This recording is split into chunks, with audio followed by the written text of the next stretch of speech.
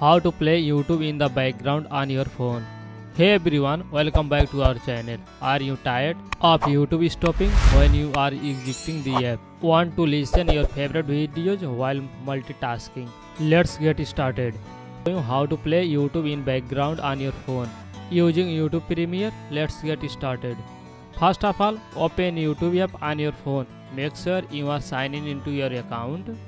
Tap on your profile icon at the bottom right corner. Next, tap on setting icon in the top right corner. Scroll down and select purchase and membership. Tap on learn more under YouTube Premium. You will see different subscription plan available.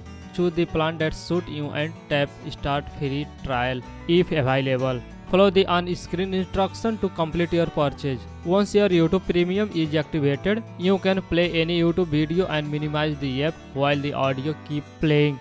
Look your phone and the video will continue in the background.